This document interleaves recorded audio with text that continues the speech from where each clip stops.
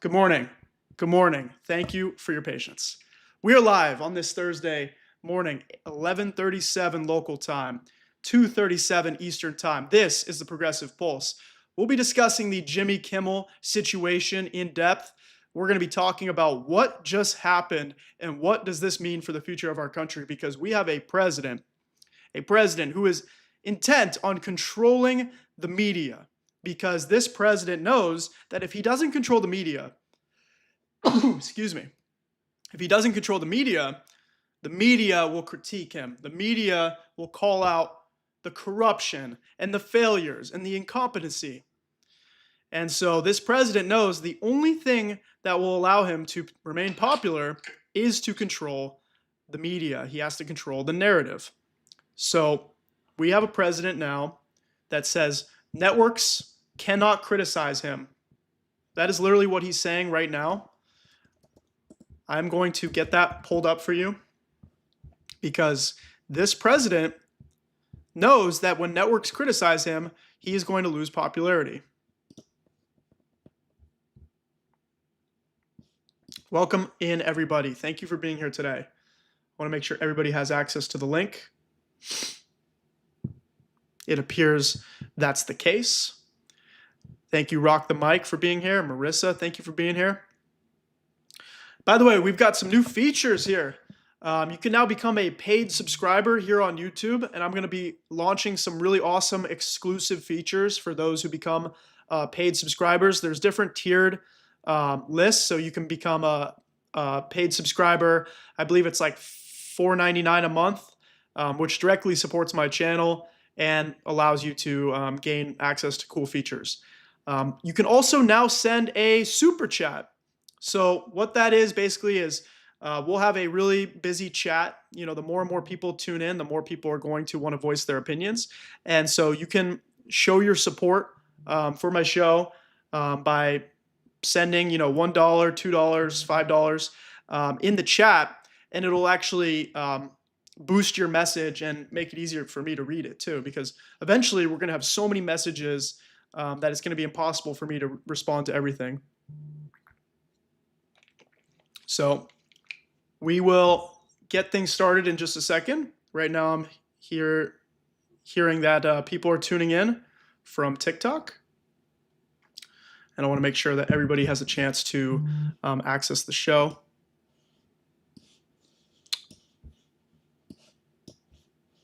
Sweet. How's everybody doing today? Let me know in the chat where you're watching from, as I'm about to go live on TikTok to let people know where they can watch. It's here on YouTube.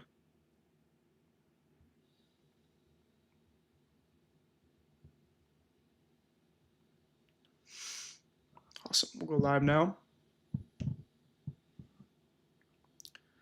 Fantastic. So if you're new here, welcome. This is the Progressive Pulse. Sorry for the late start today, but wanted to make sure I got enough videos out on my Instagram and TikTok so people had quick reactions to the breaking news of the day. And this show is a chance for us to build a community and dive deeper into what's happening, because obviously with something like Jimmy Kimmel getting booted off the air, there's more to talk about than just a 30-second video. We need to really look at what is taking root in our country right now. People are not able to criticize the president on national TV anymore, because if they do, their network is going to fire the president, their hosts,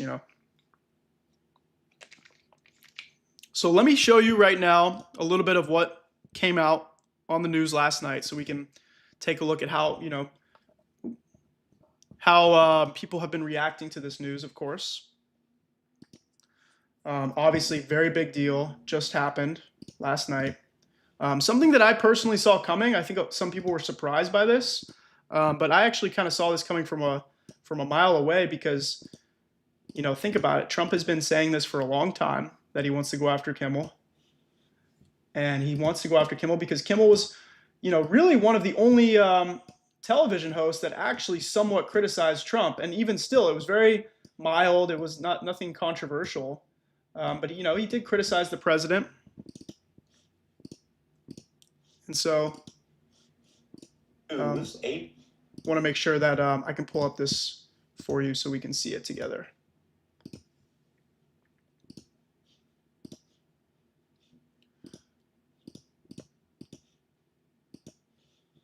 Awesome. Awesome. Okay, cool.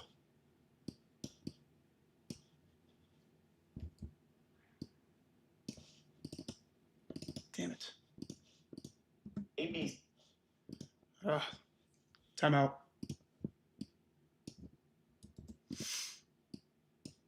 While I get this pulled up for you, let me know your thoughts in the chat, what you think of the Jimmy Kimmel situation. Do you feel like this is going to escalate? Do you feel like other TV hosts are next? Because certainly that's what I feel.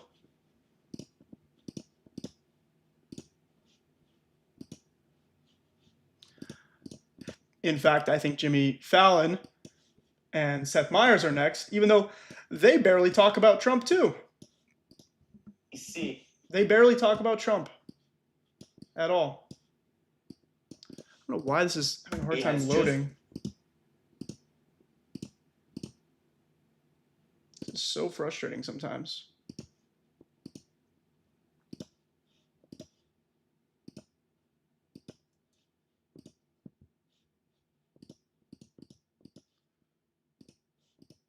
Announce here that they will be preempting the very well-known show Jimmy Kimmel Live indefinitely. That's confirmed by ABC, and it comes at a very tense time with many of the issues we've been covering tonight. There was a backlash on the right because Jimmy Kimmel, after the Charlie Kirk shooting, made the statement that he viewed, quote, new lows with the MAGA gang desperately trying to characterize this kid who murdered Charlie Kirk as anything other than one of them, and with everything they can to score political points from it, end quote. I've just read part of what Jimmy Kimmel had said, which includes what sounds like an inaccurate reference to the shooter. We've followed, of course, that case closely on this broadcast. Andrew Weissman, DOJ and FBI veteran, is here with me. And I kind of want to start with saying this is a pretty big piece of news when you look at the backlash or punishment of speech, something we've been covering. Right. Also, I would say in a news broadcast, if that were on ABC, you would be probably expected to issue corrections or deal with any material that, deliberately or not, over time became inaccurate, right? I don't actually have the exact date of that statement. I just wanted to let viewers know that. And the FCC leader under Donald Trump had also publicly called for this outcome. So there's been both public but specific government pressure. Your reaction to this news? Well, one, it's worth taking a pause because we will learn more about exactly what the statements are and sort of how this came about. When I hear this, I divide it very much, as you said. What has the government done versus what has a private actor like ABC done? So first, with respect to... Folks, ABC has consistently caved to the Trump administration this year. By the way, 150 of you watching on TikTok. I just started this live show on YouTube, so go to the link in my bio or just search Josh the Progressive on YouTube and you'll actually see the broadcast that we have pulled up here talking about Jimmy Kimmel getting fired because of his comments about Charlie Kirk, because the president of the United States wanted him off the air. So we're going to look at what's happened and what's taking place today as Trump is now saying networks can't criticize him anymore. The government, that's where it's exactly the conversation we were just having with Katie. The government needs to be really respectful of different viewpoints, even when you think that what is being said is inaccurate or deplorable or both. And so that, to me, is the more problematic thing, where you'd want to know exactly what were they doing, because you really are not supposed to engage in sort of viewpoint discrimination. Now, a private actor is a very different story. The private actor is entitled to voice their opinions and what they have to say. But a company can also have certain, restrictions on what they do. But again, news organizations, they both have to be accurate. They have to be fair. They, as you know, from time to time will issue. I remember you telling me that. That's really cool. But also, news organizations should be the first to be defending the First Amendment. Yes, and while we are just getting this. This is brand new. Yep. We know that Brendan Carr, the FCC chief, had talked about this and talked about potentially using government power and fines. He said they really should pull Kimmel. We've been covering what has been both the widespread condemnation of the terrible political violence connected to the Kirk shooting. At least the governor and others have discussed it in that manner. That case goes forward. But then you have the fact that Donald Trump has agitated against Jimmy Kimmel for years around the Colbert ending of that show, which the parent company said was a business financial decision. Trump darkly posted Kimmel is next. They have been feuding for years. And so even for those who might be very justifiably concerned about any statement or misstatement about that violence or Kirk, how do you view this from the oversight perspective of whether or not this has to also be reviewed for whether the government was trying to do the political bidding of the president to get rid of a critic? Yeah, well, look, CEG Lisa Cook, where that is exactly what she is saying, which is that she is being targeted so that he can control the Fed. I do think. Hey, for those watching on TikTok right now, I've got Meg Klink here, one of the two pretty informed girls.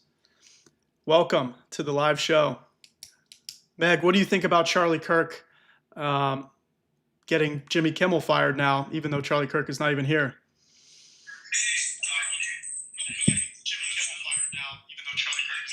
It's like reheating. I can only hear it later. Oh, that sounds awful.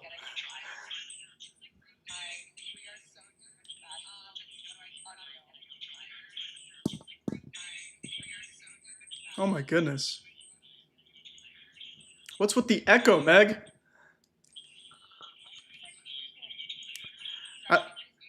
I don't know. I'm gonna disconnect you though.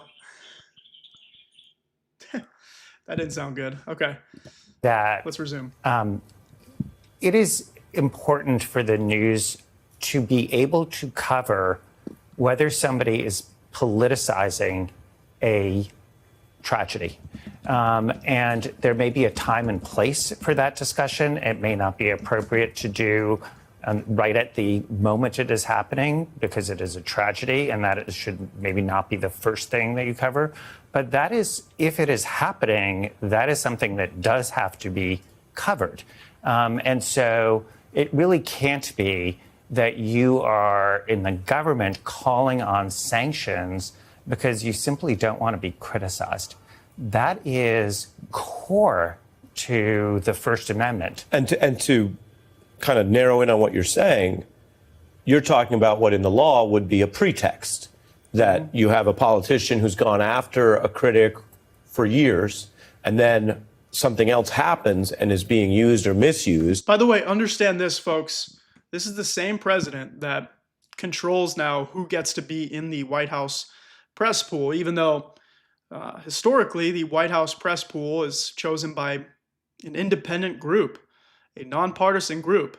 But now we have a president that, he controls who goes and asks questions at the White House because they want to control who gets to ask questions. Well, that's not how this is supposed to work. The way it's supposed to work is the media is supposed to be the fourth branch of government. And when you sign up for the job of being an elected official, you know that you're going to face tough questions from reporters because their job is to ask the tough questions. Their job is to hold the executive branch accountable. But that is not what we see anymore, because Trump has realized that by labeling them as fake news for almost 10 years now, he can discredit them, and he can use that power to prevent any leverage that the media may have against him, and to actually leverage his own policies against the Americans. But again, the involvement today, very publicly, of the FCC, of the Federal Communications Commission, which... How did Trump do this? Somebody asked on TikTok. By the way, if you're on TikTok, it's hard for me to see your chat.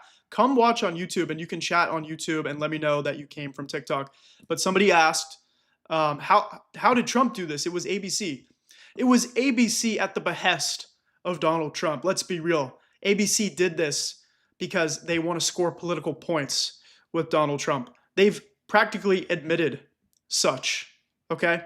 And the same can be said for why they're now asking Jimmy Kimmel to make a donation to the Charlie Kirk family. That's how you know they did it because of Trump.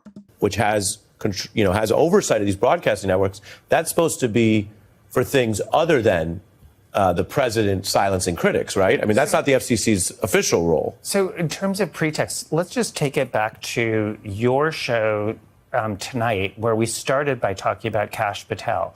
There are many people who listened to that, I'm sure, who said, I think what he said was false. And some people may have thought it was deliberately false. So where is the government outcry over that? And so when you're seeing this as outcry over person A, but not person B, and person B happens to be, your ally, but person A is your enemy, this is not rocket science to know what is going on. And frankly, Donald Trump is very open about sort of weaponizing the levers of power. I'm curious, both in your role as a lawyer, but also as an intelligent person and around these, what you think that the early big pressures have been on influential figures in entertainment. In Colbert, even though they stipulated it was for a different reason, but Trump was very vocal against him, and what looks to be tonight about Kimmel. What does that tell us? So I'm going to tell you a very quick story. When I had lunch with my parents and I asked them about the McCarthy era, Joseph McCarthy, Sure. and I said, compare that, living through that, and living through Trump 1.0. And they said that 1.0 was better because at least then there were people speaking up and you didn't feel alone, and that there was a real sense of the First Amendment and you weren't terrified, and it wasn't this idea of silencing. And that is the thing that we talked about on this show, and we've talked about it before, is that slipping into the use of fear and the levers of power to recapitulate a really hideous point in our history in the 1950s of the Red Scare and what was done to people in Hollywood, in academia, in government. And that is the concern. Folks, we haven't come far from that. Think about it. Just decades ago in this country, we had this Red Scare where people were having their lives destroyed for simply being suspected of being a communist. And now we're seeing a very similar thing where if you're considered to be a socialist or a leftist, this government can fire you. This government will go after you. Is that you're going to see that kind of silence that is being used through government power. Okay. And then I want to take a look at this. This is Bernie Sanders' reaction. For the first time since she was fired, just 29 days after being confirmed by the Senate. Susan Menarez, who was chosen and nominated by Donald Trump, testified before the Senate Health Committee about how she was fired for, quote, holding the line on scientific integrity, telling senators about the meeting with Health and Human Services Secretary Robert F. Kennedy Jr. that ultimately led to her dismissal. On the morning of August 25th, Secretary Kennedy demanded two things of me that were inconsistent with my oath of office and the ethics required of a public official. He directed me to commit in advance to approving every ACIP recommendation, regardless of the scientific evidence. He also directed me to dismiss career officials responsible for vaccine policy without cause. He said if I was unwilling to do both, I should resign. I responded that I could not pre-approve recommendations without reviewing the evidence, and I had no basis to fire scientific experts. He told me he had already spoken with the White House several times about having me removed. I told the secretary that if he believed he could not trust me, he could fire me. The next day, I was told I still had my job, but the secretary's expectations remained. Approval of a... That's a lot different than what RFK Jr. testified, by the way. He said she admitted that she can't be trusted. That is not at all what happened. Why would anybody ever say that anyway? That's ridiculous. CIP recommendations and dismissal of career scientists. I would not commit to that, and I believe it is the true reason I was fired. Senator Bernie Sanders, independent from Vermont, is the ranking member of the Health, Education, Labor, and Pensions Committee, which held today's hearing, and he joins me now. Senator, I knew the outlines of this story. Of course, we covered it. It was reported. I found the testimony today truly shocking. What Ms. Manara detailed. What was your reaction? Well, I think it was shocking, and I think two major issues popped out at me, Chris. Number one was the ferocity upon which the Kennedy people are prepared to undermine the science of vaccines. Her great crime, and the reason she was fired, as you just said, is she didn't pre-approve a set of principles that she had not seen, okay, regarding vaccines. Now, why these people want to defy what every major medical organization believes, what every scientific organization believes, which is that not only are vaccines safe and effective, they have saved millions and millions of lives. So I honestly do not understand why they want to break the people's trust in vaccines. And by the way, as we discussed at the hearing, what I fear about is not only what happens for our kids today and in the immediate future. Most of the scientists believe that another pandemic is coming. They don't know what it will look like. They don't know when it will be. And what Kennedy is doing is making it very difficult for us to prepare for that pandemic, which, God forbid, could take millions of lives. The second issue that popped out of me today was the authoritarian nature of what Kennedy and his people do. You hire somebody to be head of the CDC, one of the most important public health officials in America. And what is the definition of insanity, by the way? Doing the same thing and expecting a different result. What happened in the first Trump term? A nasty virus known as COVID-19 infected so many people, and Trump had previously cut costs and cut corners and removed Obama provisions out of spite against Obama and threw away pandemic playbooks. And this virus destroyed our country way harder than other countries were impacted. And we barely survived that as a nation. Think about the hundreds of thousands of people who died, but also just the well-being of our economy, the well-being of our society. We got out of that. And now you have RFK Jr., who is on record saying that COVID was created in a lab to affect everybody except Jews and the Chinese, which is sick. I don't know why anybody would say something like that. Somebody must have had a worm in their brain.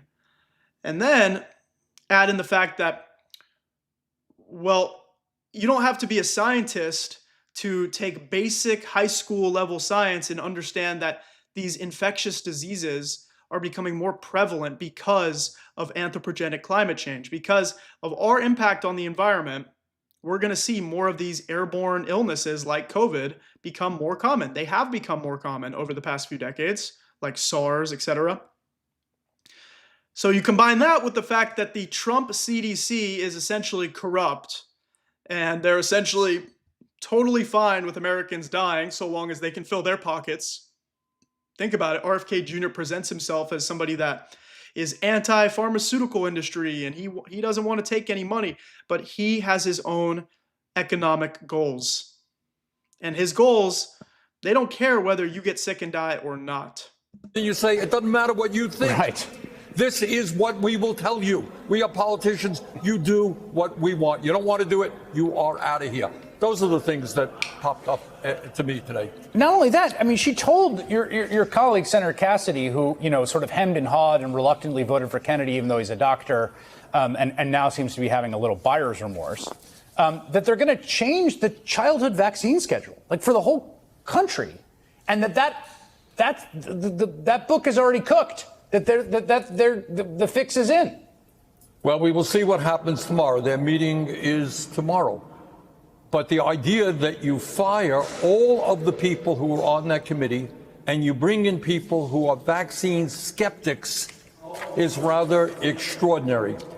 So what we are looking at, Chris, and this is the point that everyone has got to understand, every medical organization in America representing hundreds and hundreds of thousands of doctors, the AMA, the pediatrics people, the osteopaths, all of the major organizations understand the importance of vaccines. And you have people involved in conspiracy theory trying to undermine the trust the American people have. I want to just read to you, this is Robert Malone, who is one of these individuals who has been appointed to this committee that is going to determine the childhood vaccine, the one whose recommendations were that Ms. Menarez was, or Dr. Menarez was supposed to just approve sight unseen. This is him watching the hearing today, saying the CIA trains people how to lie and manipulate others. That is a fact. Has she been trained to lie by our intelligence community? Like, this is one of the people that's going to be making the child vaccine recommendations. What can I tell you? I wish I could tell you it's unbelievable. That is what's going on in Washington right now. This is the kind of person you have who will be determining policies to protect the health of Americans' kids. I mean, it's sick. It's honestly so abhorrent. It makes me feel ill thinking about the fact that we can't really trust what comes out of this administration. And if there was a situation like COVID, we have 3 more years of this. Something could go wrong. It could be even worse than the first time around, because at least the first time around, you still had Anthony Fauci. You still had real scientists and real doctors and actual medical professionals that weren't conspiracy theorists, that lived in reality, dealt in facts. They say science is all about being skeptical. The job of a scientist is to be skeptical. But that doesn't mean be a conspiracy theorist like what we see in RFK Jr., who goes against what 99% of the world's scientists agree on. It's basically nuts. Since I have you here, you've asked... And the irony is, by the way, and I don't think this point has ever been talked about enough, RFK Jr. supposedly believes in climate change. I mean, think about it. Before he went completely off the rails, he at least was an advocate for climate change, you know, for education, for environmental protection. You know, he's an environmentalist. He completely sold out and compromised his values to work for the Trump administration, knowingly sacrificing the environment because he knows Trump is of the belief that climate change is a hoax perpetrated by the Chinese. But RFK Jr. believes 99% of scientists who agree around the world that humans are having an impact on the climate, and yet when it comes to this other aspect of science, he's the lone wolf, and we should trust him instead. You have long talked a lot about the U.S. media, about how the media operates and controlled, and particularly its ownership and the threats that can pose to the free and fair expression of a range of views.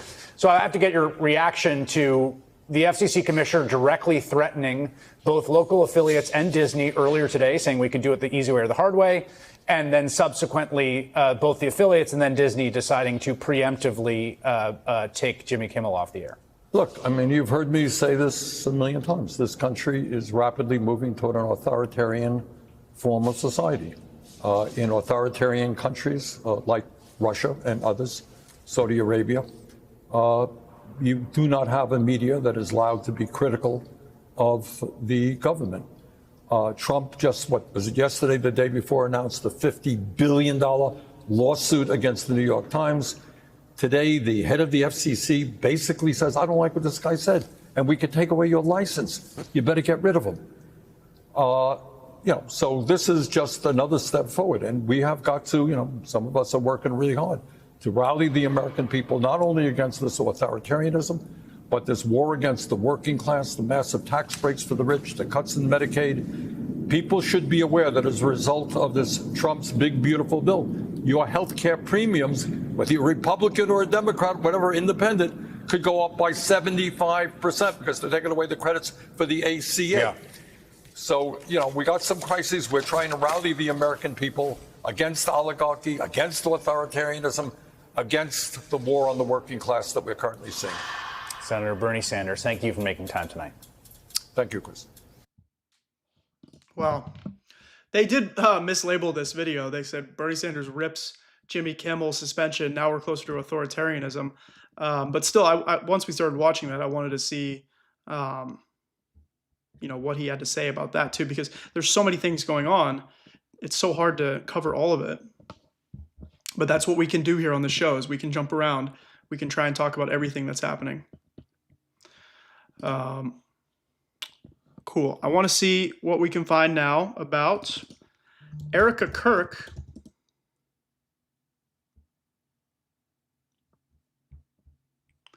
Becoming the new CEO of Turning Point USA. Who saw that coming? Nobody. I did. I saw that coming. Here's a breaking news story from Fox. Breaking news now. Turning Point USA, headquartered in Phoenix, Arizona, has just announced that Erika Kirk has been elected the new CEO and chair of their board. That organization has explained it this way on X. In prior discussions, Charlie expressed to multiple executives that this is what he wanted in the event of his death. That is pretty bizarre. I mean, the guy's 31. Is he already writing his will? Did he realize that maybe he was under threat? He was talking about what would happen if he dies, and he wants Erika to take over. Just being skeptical here. It's a little bizarre. When Erika addressed the nation after Charlie Kirk's death, she promised her husband's legacy would live on. Charlie, I promise I will never let your legacy die, baby. This whole thing, I don't know if everybody saw this or not. She did like an hour live show where she took over his show and spoke. This was so performative. It was honestly kind of disgusting, I will say. I mean, I don't want to come down too hard on a woman who just lost her husband, but it was very weird. I was like, he just passed away and you're already trying to make money from this? Because that's what she was doing. She was really profiting from it because you didn't need to go live and start to bring in hundreds of thousands of viewers and do a show, like a broadcast. Literally like a day and a half after he passed away. Maybe that was her way of grieving, you know, so I can't necessarily judge her for that. But I personally found it weird because she was like barely able to speak. She was fighting through tears. So I don't know what made her choose to go live other than maybe she wanted to capitalize on the media exposure. I won't. I promise I'll make Turning Point USA the biggest thing that this nation has ever seen. That was weird. This whole part was very revenge coded. Like it feels like vengeance. She's like, we were going to make this bigger than you ever could have imagined, Charlie. I promise. Wow, those words feel so much bigger now in the perspective of Erika Kirk running that organization, Turning Point USA. Fox is such a joke. Even their like production quality is awful. Like sometimes watching it, I'm like, this feels like a show from like the 90s. Like her audio right now sounds horrible. We'll be right back. Hey, everyone. We'll be right back. It's so sensationalized too, by the way. But for everybody watching, it's important to watch Fox News because that is where people are literally getting their marching orders. You know what I mean? They are literally getting their script from places like Fox News.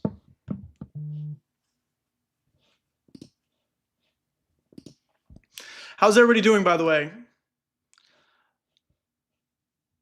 How's everybody doing? Let me know in the chat your reaction to Erika Kirk taking over the show, taking over the movement, really. She's taking over Turning Point.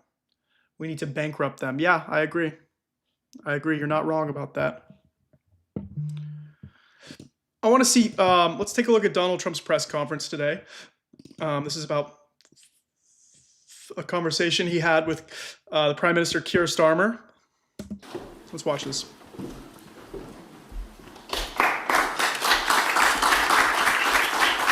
Howard Lutnick.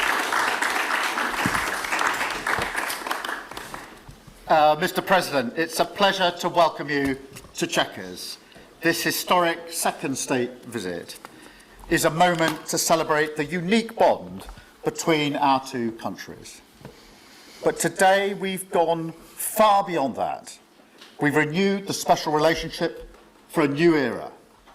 The United Kingdom and the United States stand together today as first partners on defence, first partners in trade, with the groundbreaking deal we struck in May, and now with the new agreement that we've just signed this afternoon. We're confirming our status as the first partners in science and technology, ready to define this century together, just as we did the last. This tech partnership has the power to change lives.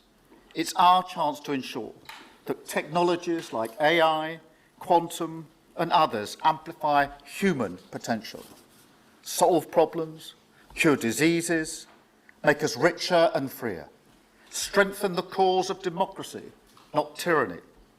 This is the territory on which the future will be won. So this partnership today is a signal of our determination. Keir Starmer, he's disappointing, but you also have to understand, like, he's just navigating these troubled waters. He's trying to do everything he can to appease Trump because he knows how powerful Trump is. This is classic appeasement right here. When we think of appeasement, we usually think of how all the countries in Europe had to appease Hitler by letting him take Czechoslovakia, by letting him take Poland, etc. But now we are the ones with a fascist leader that other nations are trying to appease. Right now it's just starting economically with trade. But what's going to happen when Donald Trump decides to push forward with his invasion of Venezuela? Or what's going to happen when Donald Trump is trying to completely annex Gaza and trying to make it the Trump Riviera? He's going to require other countries to appease. To win this race together and to ensure it brings real benefits in jobs, in growth, in lower bills. I haven't read that. More hard-earned cash. What's a good Ward Churchill text? Let me know. I've never heard of that. In people's pockets at the end of each month. That's what we're determined to deliver. And we're bringing businesses with us. We've just come from a fantastic meeting with business leaders where we set out this vision. They have responded with new deals and investment, breaking every record that we have. £250 billion flowing both ways across the Atlantic. That is a record. Expected to create 15,000 jobs here in the United Kingdom. High-skilled jobs in cutting-edge sectors where people can build careers for the long term, changing lives in communities up and down our country. And look, while we shape this bond for a new era, the fundamentals have not changed. Security remains the cornerstone of this special relationship. We have the deepest, most advanced defence relationship in the world. Our warriors train together and they fight together. Our industries build together, everything from fast jets to the new AUKUS-class submarines.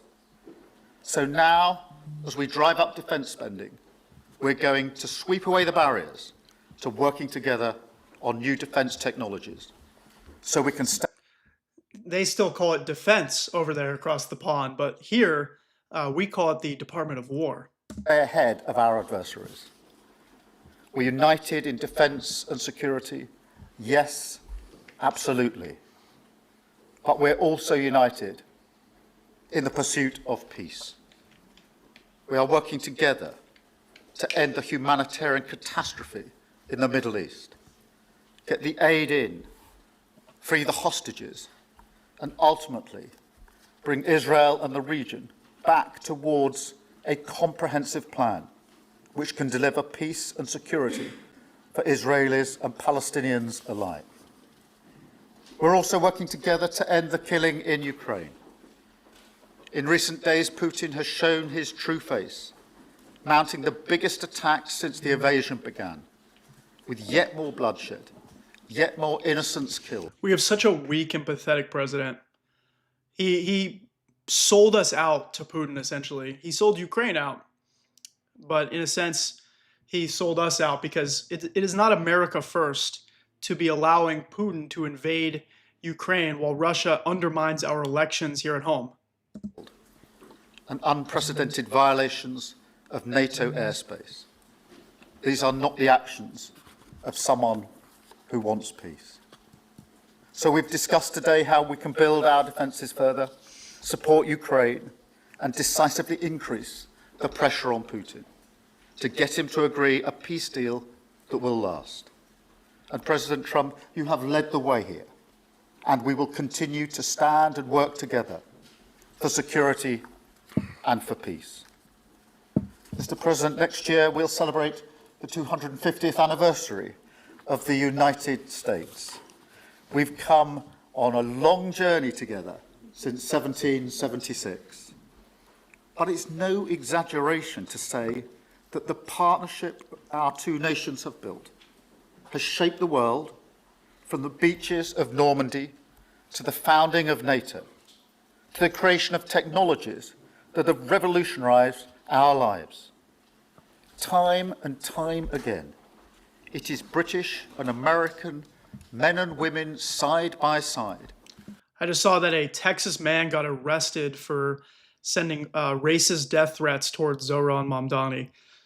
Hopefully nothing happens to him, because I know a lot of violent right-wing extremists want to kill that man.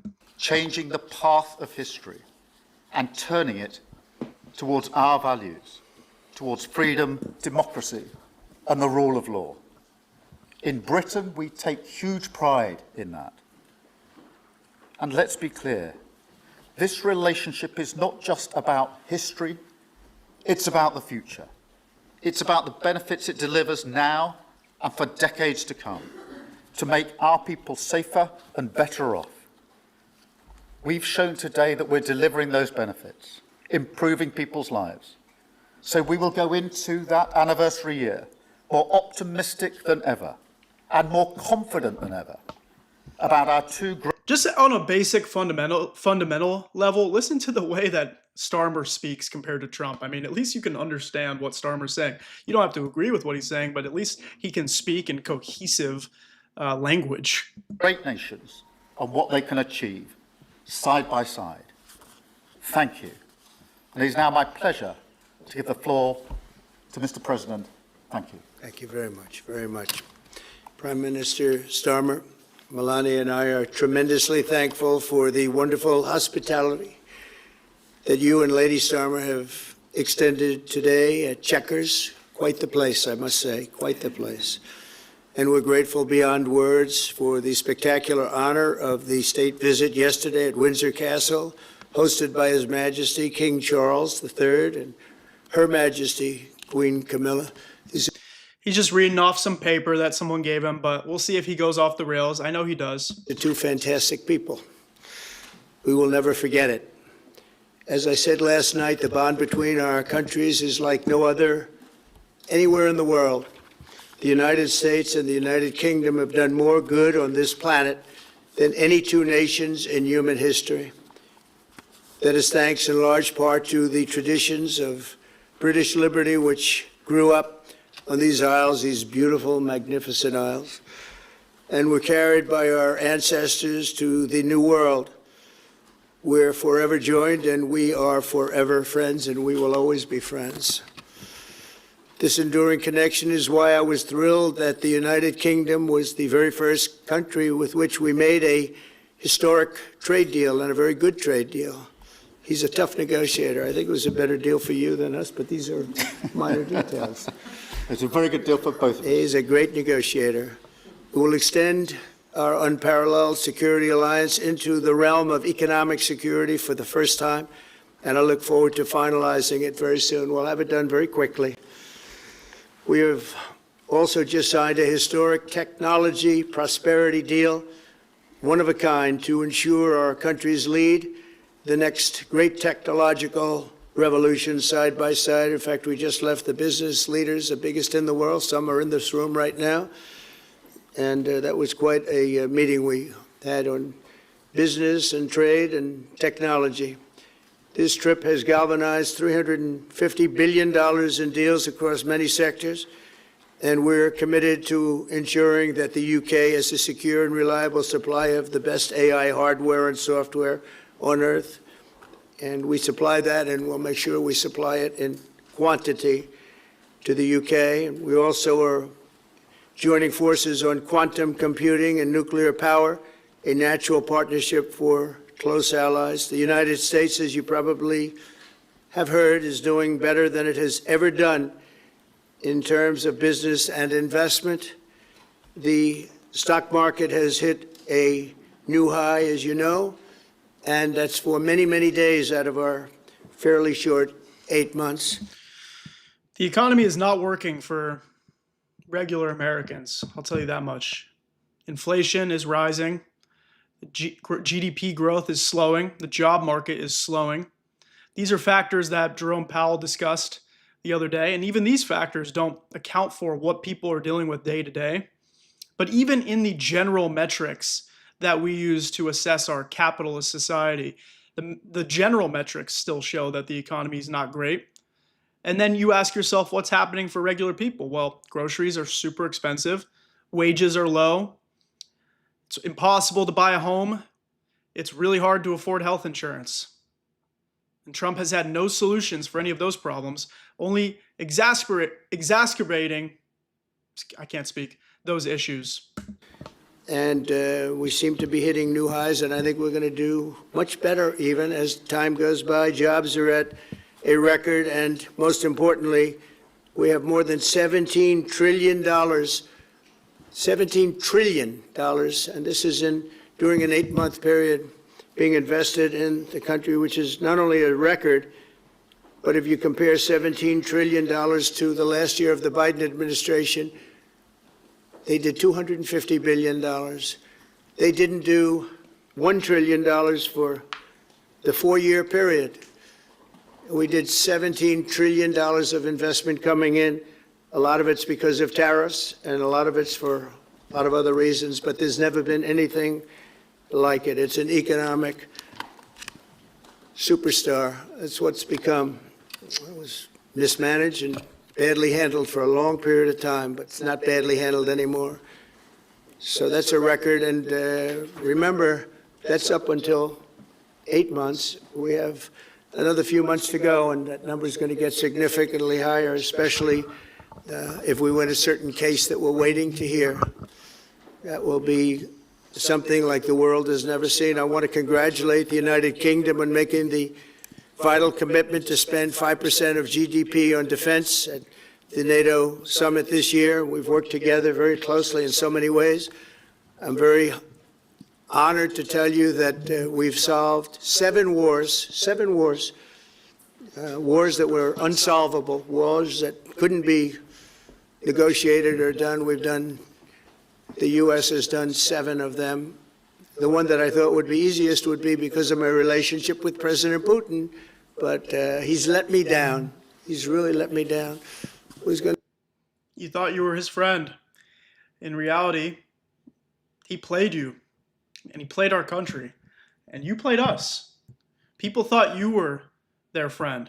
Your supporters thought you had their best interests, but it's not true. It's going to be Russia and Ukraine, but we'll see how that turns out. But that turned out to be, I thought it might be among the easiest of the group. But we had settled just about every conflict, and as you know, we're working very hard on Israel and Gaza. All that's happening over there. Complex, but it's going to get done. It'll all get done right. And likewise, Russia and Ukraine will get done. But you never know in war. You know, war is a different thing. Things happen that are very opposite of what you thought. You thought you were going to have an easy time or a hard time, and it turns out to be the reverse.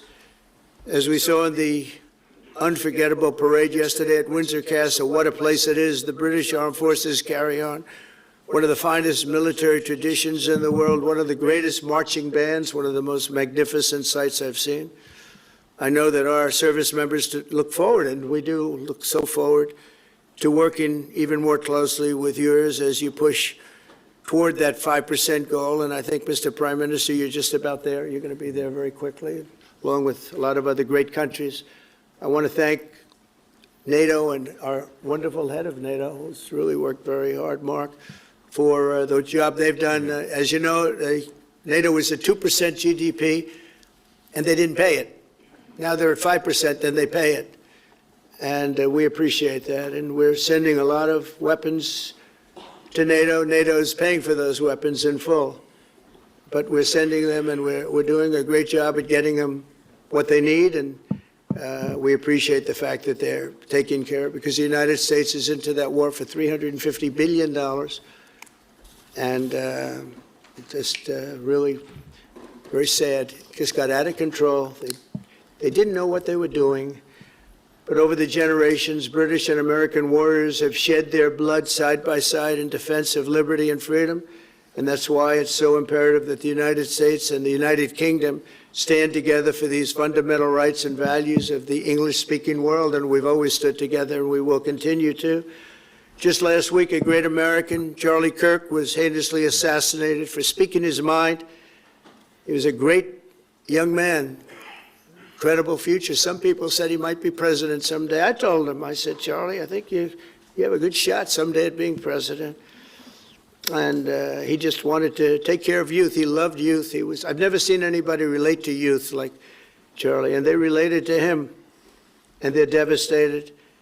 But I appreciate the many British citizens who have offered their condolences. And again, Charlie was a great person. We'll be going out to a service on Sunday. I'll be leaving with some of the people in this room just to celebrate Charlie and all that he's done. So incredible. Never seen anything like it. But I hope that together our nations can lead a movement to defend the glorious traditions of freedom on both sides of the Atlantic. There could be no greater tribute to the immortal bonds of affection and loyalty that unite the British and the American people for all of time. We have a relationship like no other. It will always be that way. We will always be united. We'll always be together. And I just want to thank you, Mr. Prime Minister, for the great job I think you're doing. Thank you very much. Thank you. Thank you.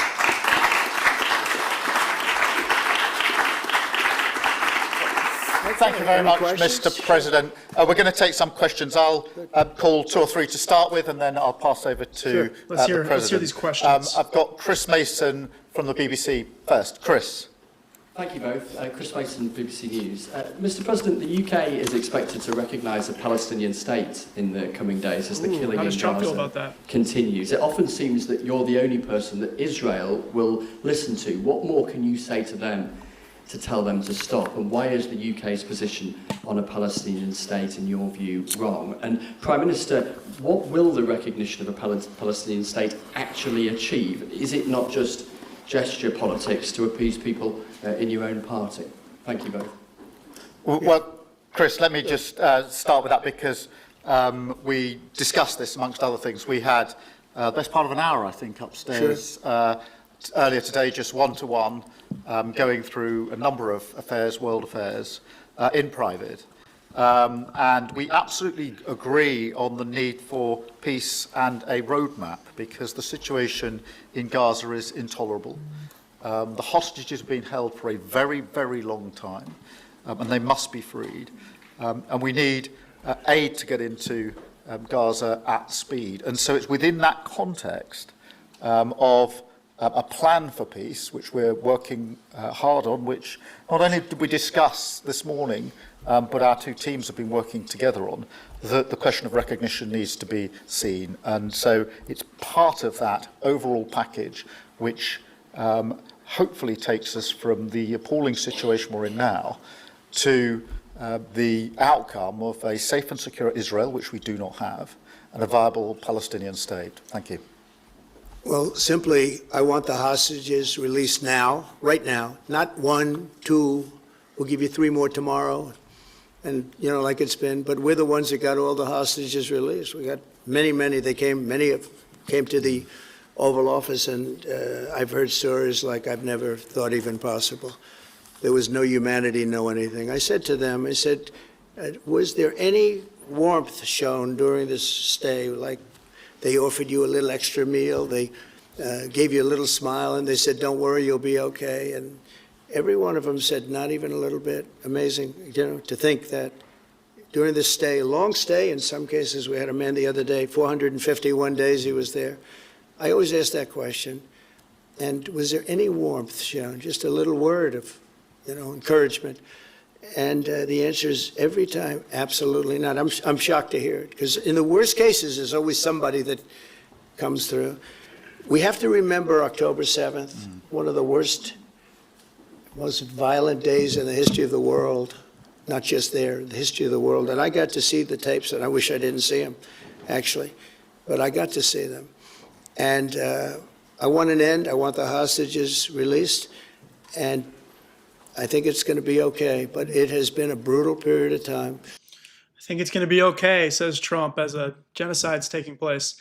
And by the way, just so you understand how nobody takes Trump seriously, remember like a week ago, this guy does so many things wrong that it's hard to even keep track. But do you remember like a week or two ago, he said, Hamas, you better release all the hostages right now. If you don't do it by this day, hell will break loose. He's pulled that like 3 times, and they don't do anything. They don't release the hostages because even Hamas doesn't take Trump seriously. They're like, we're already being fucking carpet bombed by your weapons. Like, what else can you do to us? Trump has no power in this situation. Even Netanyahu is striking other countries without even consulting with Trump. But this has been going on for a long time. This is not something that's over the last year, 2 years, but this has been for decades and decades. But we want it to end. We have to have the hostages back immediately. That's what the people of Israel want. They want them back, and we want the fighting to stop, and it's going to stop. But a lot of bad things. You know, Hamas said that they're going to put the hostages up as bait. They're going to put the hostages in front of any attack. And that's pretty brutal. We haven't heard that one in a long time. So we have to remember that. So I have a disagreement with the Prime Minister on that score. Okay? One of our few disagreements, actually. He disagrees with him on the fact that Palestine should be a state because Trump does not care about peace in the Middle East. Can I take Jack from The Sun? Jack. Thank you both. Jack Elson from The Sun. Mr. President, in the 9 months you've been in office, you've been incredibly successful in all but eliminating crossings on your southern border. Yeah. Meanwhile, illegal migration is at record levels in Britain. The Prime Minister is trying to tackle that. What advice would you give to the man standing next to you on trying to stop illegal migration in Britain? And Prime Minister, if I can just ask, the President is all about drill, baby, drill in terms of trying to secure American energy and cut bills for Americans. Meanwhile, you are turning Britain's back on oil and gas in favour of renewable energies, such as wind turbines. Why do you think that you are right and he is wrong?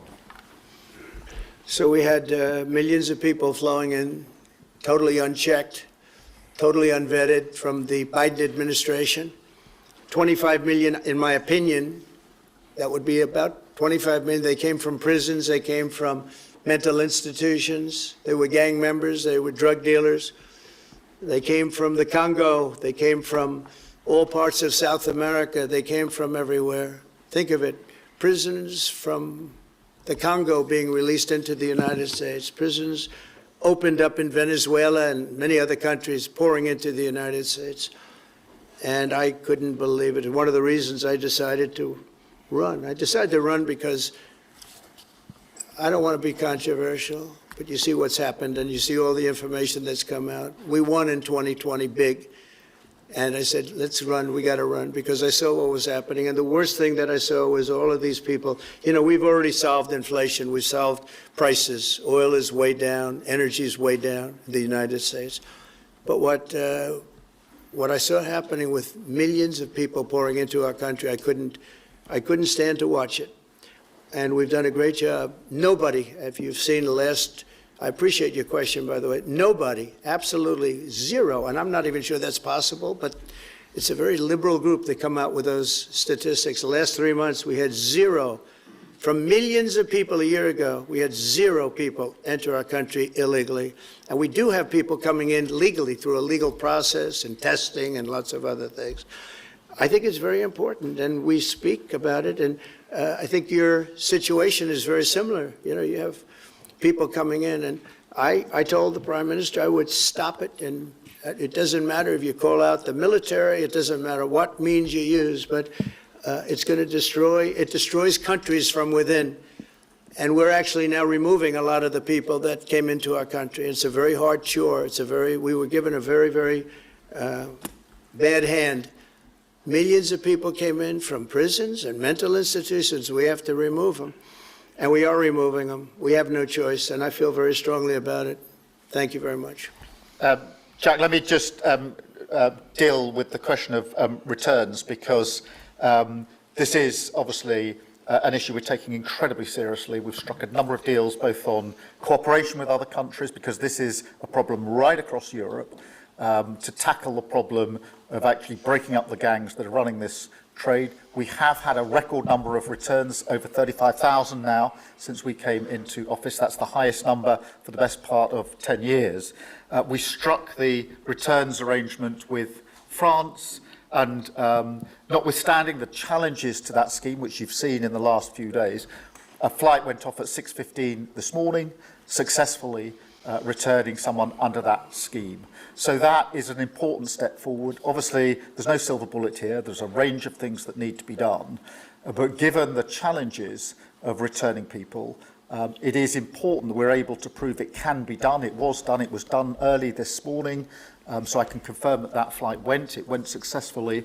And I'm pleased about that. Now we need to ramp that up at scale, which was always envisaged under the scheme, but it's very important that we have been able to prove that the proof of concept, if you like, that this can be done, and will continue in that way. On the question of energy, firstly, let me be really clear that I am absolutely determined to ensure that the price and cost of energy comes down, so that bills come down both for individuals, for families, with their household bills, but also for business, because this is so important. The mix will include oil and gas for many years to come from the North Sea. We've been clear about that for some time, but we also need to mix that with renewables, and it's the mix that's really important. And the approach I've taken on this is the same approach that I take to many other things, a pragmatic approach. Thank you, Jack. I would like to say that we inherited the worst inflation in the history of our country.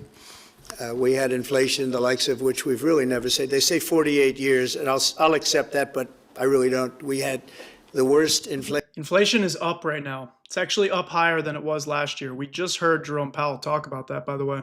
In the history of our country. And we had a expression that I used a lot, drill, baby, drill. And as you know, we brought fuel way down, the prices way down. And we don't do wind because wind is a disaster. It's a very expensive joke, frankly.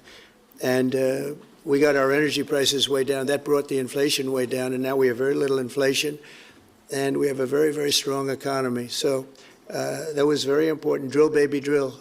And you have a great asset here, and we spoke about it. It's called the North Sea. The North Sea oil is phenomenal, and I hope, because I love this country, you know. My mother was born in Scotland, and the Hebrides, Stornoway, that's Syria, Scotland. We were talking about it. And I want this country to do well. And you have great assets that you're going to start using, I believe, under this Prime Minister. Thank you. And I've got Matthew from The Economist. Very interesting in the UK how Starmer specifically picks journalists that he wants to talk to. Matthew. Thank you, Prime Minister. Mr. President, you say that President Putin has let you down. Have negotiations run out of road, and what are your next steps to compel an end to this war? Well, he has let me down. I mean, he's killing many people, and he's losing more people than he's killing. Something about the way these reporters are asking Trump questions so politely is ironically getting Trump to be a little bit more candid and transparent about what's happening in Ukraine right now. Killing. I mean, frankly, the Russian soldiers are being killed at a higher rate than the Ukrainian soldiers. But, yeah, he said, let me down. I don't like to see. It's death. You know, it doesn't affect the United States. We have, other than unless you end up in a world war over this thing, you could. This was a thing that would have never happened had I been president. If I were president, it would have never happened. And it didn't happen for 4 years. Most people agree it didn't happen, nor was it close to happening. And I spoke to President Putin about Ukraine. It was the apple of his eye. I've said that many times. It was. But he would have never done what he did, except that. A lot of people don't talk about the fact that Trump contributed to this war starting. I mean, think about it. Trump literally tried to extort Zelensky for dirt on Joe Biden and threatened Ukraine with the idea that the U.S. would withhold military aid from Ukraine if Zelensky didn't cooperate. And when Putin hears something like that, he sees Trump as an ally to Russia, not to Ukraine. It's the same reason why Putin helped Trump get elected in 2016. There was a Russia gate. It's real. It's not a scandal. Like, to what extent did Russia and the Trump administration work together? That's up for debate. But the Mueller report, it shows that Russia did meddle in the 2016 election. They didn't respect the leadership of the United States. They just went through the Afghanistan total disaster for no reason whatsoever.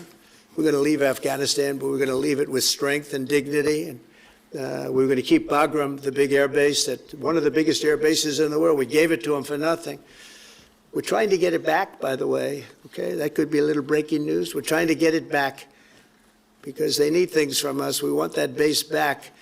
But one of the reasons we want the base is, as you know, it's an hour away from where China makes its nuclear weapons. So a lot of things are happening, but I am very disappointed in the fact that that one's not settled. To think that we settled Azerbaijan and he can barely even say as an example, it was going on for years. It was never going to be settled. If you remember, the prime minister and the presidents, they were there for many years. They said, when they were in my office, we settled. And they started off at both sides of the Oval Office, so far away. I didn't know you could be so far away. And as we were together for an hour, they kept getting closer, closer. And by the time we finished, we all hugged each other. And one said, I've been in this position for 22 years, and all I've done is kill their people. The other was there for 7 years, and all he did was kill their people. And we got it settled. And we did others, as you know. The Congo, we settled the Congo with Rwanda. That was going on, and that was a machete war. That was a gruesome war. Many people, close to 10 million people killed. We got that settled. My biggest disappointment, but it's, you know, look, we did 7, and most of them were not thought to be settleable. We did India and we did Pakistan. That's 2 nuclear. That was purely for trade. You want to trade with us, you're going to have to get along. And they were going at it hot and heavy. But the Russia situation, I hope we're going to have some good news for you coming up. But again, it doesn't affect the United States. And look, it doesn't so much affect you. Of course, you are a lot closer to the scene than we are. We have a whole ocean separating us. But I will say this, hey, it's 2025. We don't really protect ourselves by just being across the ocean. Like, it affects the United States. It affects the UK. Just because the UK is not directly bordered with Russia does not mean Russia invading Ukraine does not affect the stability of not just Europe, but the entire world. So just another example that Trump is living in the past. He thinks this is like World War I, and he thinks that, you know, we're isolationist and that we don't need to worry about what's happening, even though it hurts America. Millions of people have died in that war, millions of souls. And they're not American. They're soldiers, mostly soldiers, as you know. The soldiers are being killed at levels nobody's seen since the Second World War. But they're being killed, and I feel I have an obligation to get it settled for that reason. Thank you. And just to add on that question, because we have to put extra pressure on Putin. And it's only when the president has put pressure on Putin that he's actually shown any inclination to move. So we have to ramp that pressure up. I think it's important to have this conversation in the context of what's happened in recent weeks. We saw damage and bombing to the British Council in Kyiv. These are targets that it was thought until recently were not targets that would be hit. The British Council, the European Union Embassy, the Council of Ministers, where President Zelensky's ministers work was hit. Again, these were thought to be places that wouldn't be hit.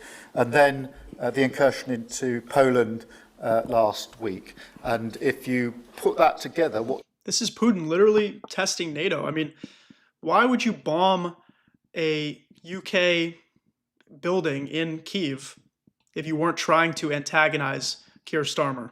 You can see is either an emboldenment or at least an increased recklessness on Putin's part. And that's why I said earlier that they're not the actions of someone who wants peace. So we have to ramp up. And we discussed earlier today, we have built the coalition of the willing with British leadership and French leadership, stepping up with military planning in the seas, in the sky, on the ground, and ramping up what we do with the Ukrainians themselves.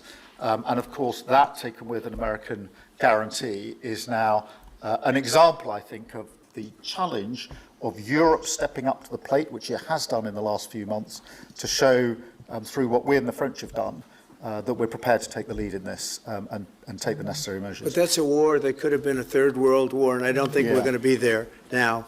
But that was heading to a third world war, and what a shame it is. What a shame it is. Mr. President, do you want to call some of the I would love to call a outlets? few of them. Bev, do you want to have a question? I've got to come back to you. Bev Turner, GB News. Thank you. Having been in DC for a few weeks, it's really interesting to see how you run the country as a proud Christian leader. And it really begs the question to the Prime Minister, if you don't mind, are we still a Christian country? But also... when you say we, are you talking here or... Here. The UK. I'm still British. I might live in America, I'm still British. But also... I can't give you that answer. That's for the Prime Minister. But also, despite what we talked about in Scotland a few weeks ago, we still have 12,000 people a year here being arrested for social media posts, for free speech violations. Does that not remain an important area that there is still a lot of disagreement on? I'd like to have you answer that. Yeah, look, I mean, in terms of a Christian country, I was christened, so that is, my church has been all my life, and we are, that is wired into our informal constitution. Of course, we celebrate many other faiths as well, and I'm really proud that we're able to do so as a country. And on free speech, that has long lived in this country, free speech. It's one of the founding values of the United Kingdom, and we protect it jealously and fiercely, and always will, and we will bear down on any limits on free speech. I draw a limit between free speech and the speech of those that want to peddle paedophilia and suicide social media to children, and therefore I'm all for free speech.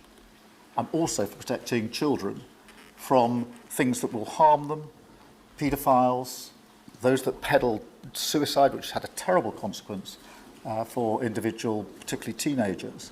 And so that's the balance we strike. But we have had freedom of speech in this country for a very long time, and we... Folks, I got to record some breaking news right now, and you're about to get it from the source. Donald Trump, after this press conference, he's currently on Fox News, and we're going to pull that up in a second. And he's talking about reinvading Afghanistan because he says there's an air base in Afghanistan that he wants to take back. So I'm going to record this real quick for everybody.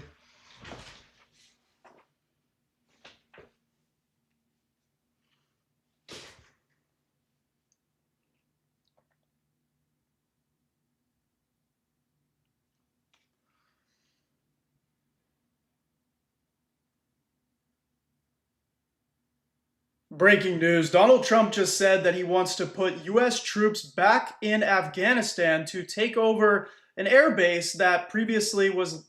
let me redo that. You're getting it straight behind the scenes right now. Gotta fix my hair too. Having a bad hair day right now.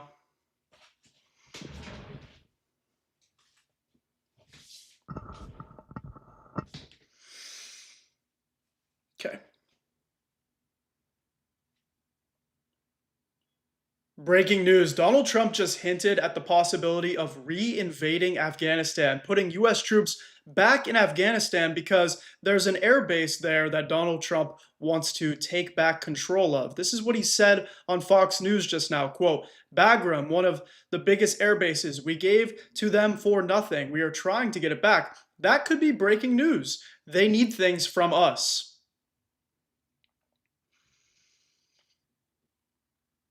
That's Trump saying that what he's mentioning could be breaking news, because this is the first time that he's publicly stated that they're working on potentially re-invading this part of Afghanistan, maybe putting boots on the ground in Afghanistan to accomplish a military operation, some type of military goal that the president wants to get done in Afghanistan. Now I just need a little button. Folks, I'm live on YouTube right now covering this, and we're about to look at what Trump said and listen to whether or not he actually plans on putting us back at war with Afghanistan, despite being the No New Wars president. So come watch on YouTube now. We're live. All right, I'm going to let them have that. We'll always protect it. Thank you. Thank you very much. Brian, please. Thank you. Prime Minister, it's good to see you again. You have a beautiful country. Thanks for having us. Thank you. Two questions. One, just recently, President Trump labeled Antifa domestic terrorists. Would you consider doing something like that in your country? Well, we obviously will take decisions for ourselves. I don't want to comment on the decisions of the president, but we take our decisions ourselves. And my question to you, President Trump, is there any update on the auto pen? Yeah, it's just gotten worse from their standpoint.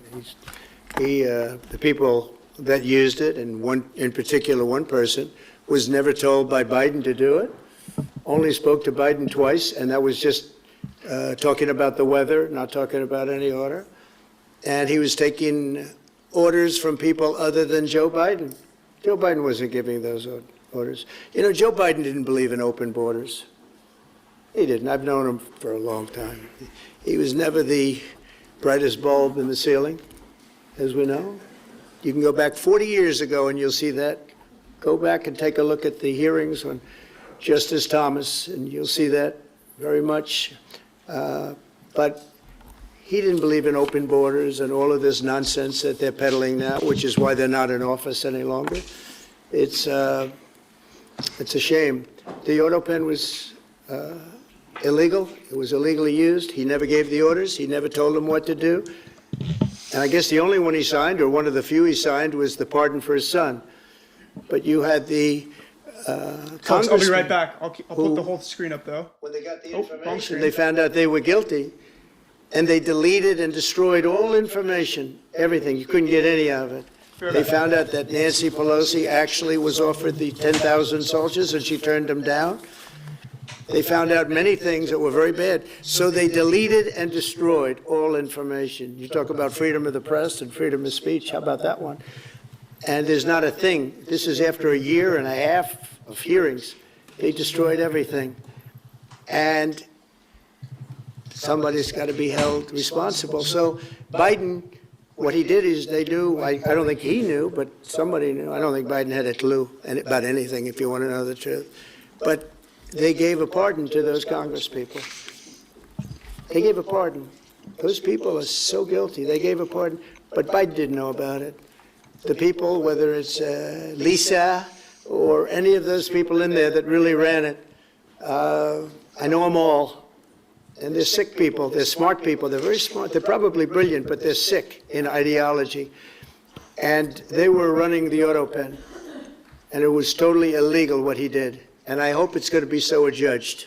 Do you want to take one more, then I'll Okay. go back to British. Let's see. Peter, go ahead. Thank you, President Trump.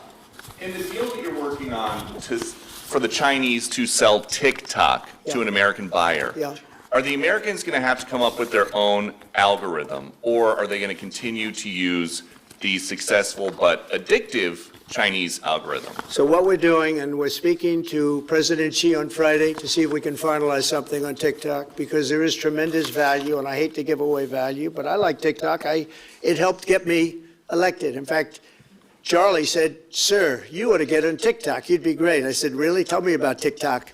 And he says the same stuff every time, and he's saying the same thing to the same reporter, by the way. You know, we did unbelievably well with youth, like at a level that no Republican has ever even dreamt of. And in what, look, I think we won it for a lot of reasons, but that was a reason we won the election by such a big number. TikTok has tremendous value. The United States has that value in its hand because we're the ones that have to approve it. I specifically get the right to approve it.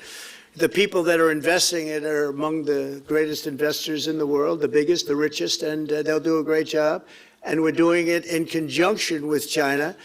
But we are getting, the United States is getting a tremendous fee plus, I call it a fee plus, for just making the deal. And I don't want to throw that out the window. I can say this, that you'll have a lot of very unhappy youth. And I use TikTok very legitimately, very straight, just statements every day, little statements, short statements. Sir, make it short, please. And TikTok Jack, we call him. He was pretty good. Did a good job for me, I guess. But no, I'd rather reap the benefits. I mean, the kind of money we're talking about is very substantial. And it'll be owned by all American investors and, you know, the best investors and the, you know, very rich people and companies are going to be owning it. Very, very straight, very legitimate companies, and really companies that love America. So they're going to be owning it. It's a big thing.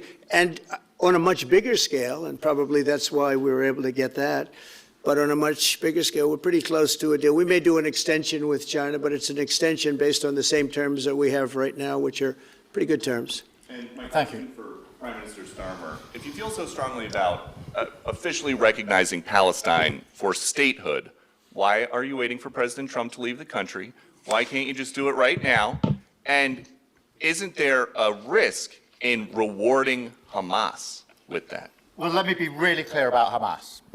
They're a terrorist organization who can have no part in any future governance in Palestine. And what happened on October the 7th? Why do you pat him on the back like that? It's so bizarre. I understand that some countries are starting to finally recognize Palestinian statehood. This would be a big moment if Starmer could actually stand up to Trump a little bit. Was the worst attack since the Holocaust. We have extended family in Israel. I understand firsthand the psychological impact that that had across Israel. So I know exactly where I stand in relation to Hamas. Hamas, of course, don't want a two-state solution. They don't want peace. They don't want the ceasefire. I'm very clear where I stand on Hamas. Okay. On the question of recognition, I made my position clear at the end of... I like, you know, you don't have to agree with Starmer, but I like at least he answers questions. That's good. He at least answers the questions. He could have easily just stopped there like Trump always does, and now he's at least going to acknowledge the recognition portion of the question. July as to the timing, which has got nothing to do with this state visit, and I've discussed it with the President, as you would expect amongst two leaders who respect each other and like each other and want to bring about a better solution in the best way that we can. Thank you so much. Can I go back then to Robert at ITV? Robert Peston, ITV. Mr. President, you uniquely, you alone in the whole world, have the power to persuade Prime Minister Netanyahu to stop the demolition of Gaza City, to stop the starvation of Palestine, and to stop the killing of civilians. If not now, when will you exercise that power to tell him to stop? Sure. And then for both of you... But you do understand about October 7th. Of course, you do understand. So believe me, I understand. One of the worst days... This is so fucking frustrating and bizarre. It's like every single time we're asking about what's happening right now, what's happening in the present moment. It's always like, but you do understand October 7th. You do understand, but we can't forget about October 7th. It's like, yes, October 7th was violent. A lot of people died. Okay? But way more people have died as a result. And we can acknowledge that October 7th was bad. That is not a good deflection. In the history of humanity, what happened, I have seen the tapes. Babies that are 4 months old and just chopped up to pieces. And you've seen the tapes and I've seen the tapes. You're a professional and so am I. And people forget about October 7th. I can't forget about it. So nobody's forgetting about it. You talk about it every day. I want it to end, but I want the hostages back. I don't want the hostages used as human shields. which is what Hamas is threatening to do. But as soon as they're back, that's the moment you will tell Netanyahu Well, to stop. it would certainly help, but I have to have the hostages back. And I don't want them back piecemeal, as I said before. I want them back. And on a separate issue, free speech, your Vice President, Vance, said that free speech is under attack in the UK. Do you agree with him? And Prime Minister, we saw the dismissal of a very well-known chat show host in America last night, Mr. Kimmel. Is free speech more under attack in Britain or America? These are good questions. I like this. How did he get access to the room? It seems like he is somebody that Trump would not want in the room. Well, Jimmy Kimmel was fired because he had bad ratings more than anything else, and he said a horrible thing about a great gentleman known as Charlie Kirk. And Jimmy Kimmel is not a talented person. He had very bad ratings, and they should have fired him a long time ago. So, you can call that free speech or not. He was fired for lack of talent. Yeah, please, go ahead. Yeah, I mean, firstly, on the question of Charlie Kirk, can I just express how shocking that is, I think, to everybody who believes in free speech and in democracy. It sent shockwaves through the world. And I know that he was a friend of the president, and I reached out straight away to the president because I understood how impactful it would be on him and his family. And we all need to be absolutely clear about that. Whatever our political views, it is shocking and is to be condemned.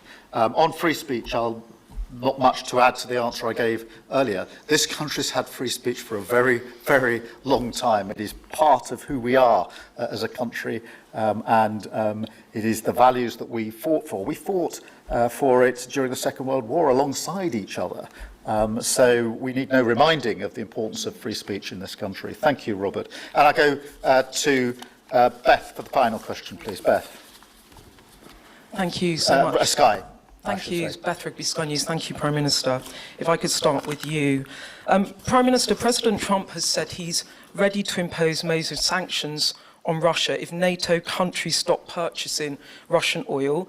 He's got a point, hasn't he? Is that what you now believe is needed to bring Putin properly to the table? And what's your message to the President on US sanctions? And Mr. President, if I may, the King praised your personal commitment last night to finding solutions to the world's most intractable conflicts. You have invested much of your time and effort in Ukraine, but even as you seek to broker a deal, President Putin is escalating the war. He's firing drones into NATO airspace. You say he has let you down. Was it a mistake to invite him to Alaska? Do you regret it? No. And is it time to squeeze him, sir, and scare him and impose sanctions? And finally, if I may, the elephant in the room, Lord Mandelson, he is no longer the ambassador.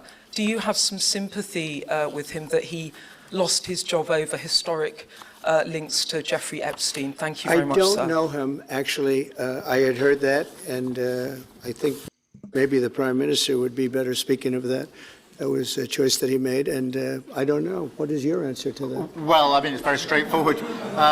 Some information came to light last week which wasn't available when he was appointed, and I made a decision about it, and that's very clear. On the question of the pressure on Putin and on Russia, which is obviously really important, look, I think it is a challenge to Europe. There are a number of European countries which some of these reporters are good on energy from Russia. The UK actually obviously has almost got nothing at all, but we do need to bear down and work with our European counterparts here. There are one or two countries, I think, that do need to look again at the question of energy. There's no one silver bullet here.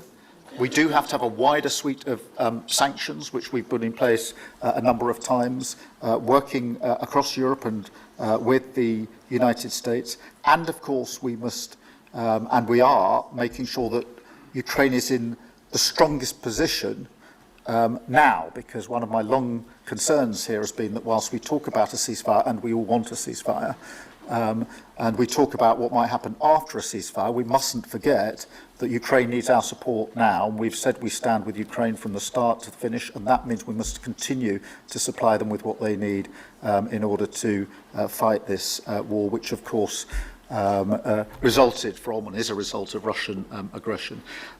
We have particularly done the sort of leadership role in the coalition of the willing, so that if there is a ceasefire and if there is a deal, and I do hope there is, that is then lasting and not then broken, because given previous history, I don't trust Putin. Thank you. Very simply, if the price of oil comes down, Putin's going to drop out. He's going to have no choice. He's going to drop out of that war. And when I found out that the European nations were buying oil from Russia, and as you know, I'm very close to India. I'm very close to the Prime Minister of India. I spoke to him the other day, wished him a happy birthday. We have a very good relationship. He put out a beautiful statement, too. We have, but I said, you know, I sanctioned them. China is paying a very large tariff right now to the United States. But I'm willing to do other things, but not when the people that I'm fighting for are buying oil from Russia. If the oil price comes down, very simply, Russia will settle. And the oil price is way down. You know, we got it way down. We're drilling and we produce more oil than anybody, doing a lot. But I was disappointed to see that. And the Prime Minister was disappointed to see that. And it wasn't him, it was other countries. And you can't do that. You can't do that. You can't. That's not playing fair with the United States, and we can't have that. Thank you. Thank you very much indeed. Thank you. Thank you. Thank you. All right, let's see what we can find about his announcement on Afghanistan. So I think this is crucial. Let's see if I can get it live now.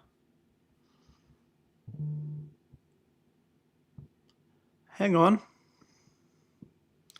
I want to see if they've already put it up.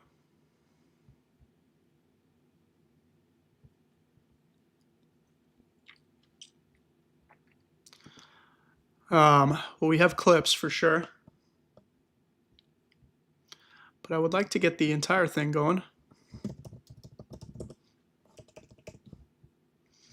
How's everybody doing in the chat? A little bit of a shorter show today, but want to try to be more consistent with you all.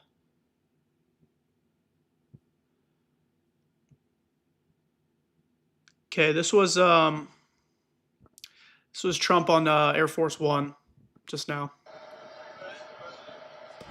Well, I hope you had a good time, everybody. We had I think it was a really good day and a half. Very intensive. Any questions? What was the best part? What was the best part? I don't know. I think being with King Charles, he's a wonderful guy. Got to know him very well. I knew him before, but now I know him a lot better. The artwork. I saw more paintings than any human being has ever saw, and statues, but they treated us great. They treated our country great. And that, you know, I view that as being really respect for our country the way they did it, because last night was beautiful. And, you know, you had the biggest business people in the world there. That was respect for our country, yeah. Mr. President, have you had conversations with I'm trying to start. Have you had conversations with Secretary Rubio or any of your military leaders about possible regime change in Venezuela? No, I haven't. You haven't had any discussions about plans or how to make it happen? No, I haven't. Mr. President, you mentioned in your remarks That's such a lie. That's literally such a lie. at the press conference something about Bagram and bringing it back to the U.S. I'd like to get Bagram back. Do you know how you plan to do that, sir? They need a lot from us, and I'd like to get it back. It should have never been given. Bagram should have never been given the airbase. That was gross incompetence to give that up. You know, it's one of the most powerful bases in the world in terms of runway strength and length. The strength and length, you could land anything on there. You could land a planet on top of it. Can you imagine they gave it up for nothing? Just, oh, let's leave. And it's an hour away from where they make their missiles, China. Mr. President, it's been a month since you're meeting with Putin. Is it time to call for a ceasefire? It's been a month since you're meeting with President Putin. Is it time for a ceasefire to call? Doesn't feel like it. But at the right time, if I have to do it, it'll be harsh. Mr. President, You can tell Trump is fading. Like, he is losing his mind. And he's honestly giving up even fighting the reporters. He's like just letting them tell him what to do at this point. that's something you said earlier this week. You said, Mr. President, regarding Antifa, what you posted. NPR, sir. she okay? They were gone. Are they still here? They are. Are they still here? Oh, good. Congratulations. Yeah. Regarding designating them a terrorist organization, when they don't have defined leadership or membership, how do you target them? Who doesn't? Antifa. We're going to find out, right? We're going to see. People have been talking about it for a long time. We're going to see. Did they have anything to do with your network? Okay. Well, we're going to find out. Yeah, go. Does Antifa have anything to do with NPR? Jeez. Mr. President, you said earlier this week that the women... I gotta make a video about that too, honestly. That's absurd.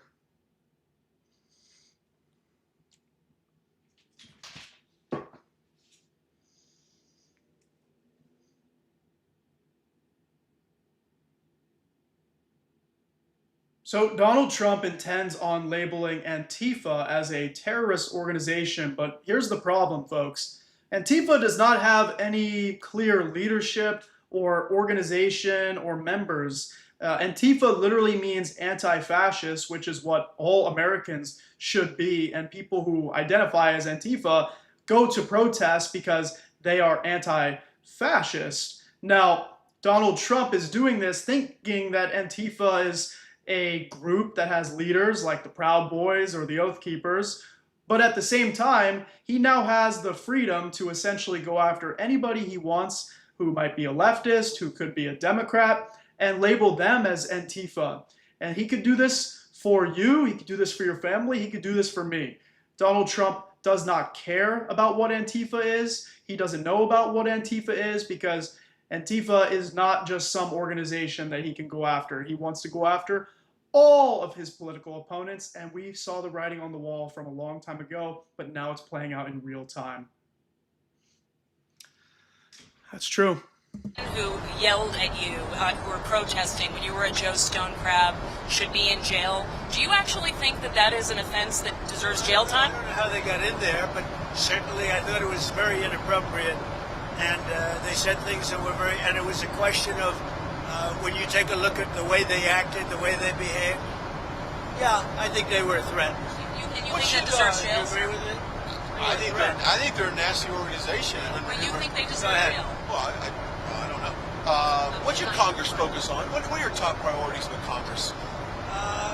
We're going to finish the wars. We have a couple of them going, as you know. You look at Gaza, you look at Russia, Ukraine.